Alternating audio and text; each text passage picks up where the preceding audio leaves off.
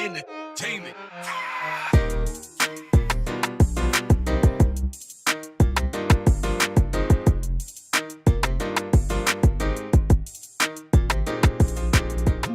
Jadi tanggal 11 Agustus kemarin itu ada surat edaran dari Satuan Gugus Tugas COVID-19 nomor 18 tahun 2021. Di situ diatur mengenai prosedur pelaksanaan protokol kesehatan dan dokumen apa saja yang dibutuhkan bagi pelaku perjalanan internasional baik WNA ataupun WNI yang masuk ke wilayah Indonesia.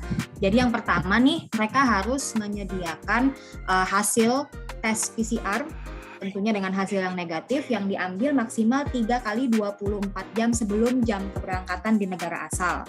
Kemudian selain itu, si pelaku perjalanan internasional tadi, baik itu orang Indonesia ataupun orang asing, wajib membawa kartu atau sertifikat yang menyatakan dia telah menerima vaksin dalam dosis lengkap.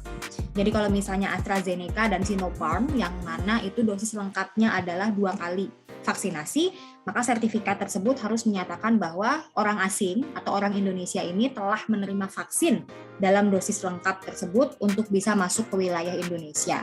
Nanti setelah sampai di Bandara Soekarno-Hatta, misal Bandara Internasional di Indonesia, maka akan diambil PCR lagi oleh Satuan Gugus Tugas COVID-19 dan juga petugas kesehatan di tempat karantina yang bekerja sama dengan pihak pemerintah Indonesia. Dan kemudian setelah diambil PCR pertama setelah kedatangan, maka pelaku perjalanan internasional ini wajib melakukan karantina selama 8 hari di hotel-hotel tersebut, dan nanti di hari ke-7 akan dilaksanakan lagi PCR kedua.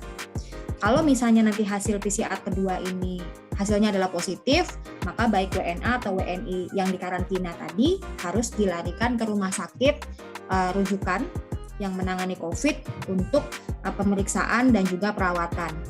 Untuk WNI sendiri, maka biaya ditanggung oleh pemerintah, namun untuk WNA, maka ditanggung oleh WNA itu sendiri. Tapi yang unik dari surat edaran Satgas yang baru ini, di situ dijelaskan bahwa apabila WNA tidak dapat menanggung biaya pengobatan COVID-nya di Indonesia, maka sponsor, yaitu perusahaan atau kementerian yang memberi izin masuk si orang asing tersebut dapat dimintai pertanggungjawaban untuk menanggung biaya. Itu aja sih yang pengen aku sampaikan. Jadi yang pertama, membawa hasil negatif PCR 3 kali 24 jam sebelum jam keberangkatan di negara asal. Yang kedua, sertifikat vaksin dosis lengkap, kemudian akan di PCR lagi setelah sampai di Indonesia, dan kemudian melaksanakan 8 hari karantina. Di hari ke-7 akan dilaksanakan PCR lagi, kalau hasilnya negatif bisa kembali melanjutkan perjalanan bagi pelaku perjalanan transit atau bisa pulang ke rumah masing-masing di kediamannya di Indonesia dan melanjutkan karantina 14 hari lagi.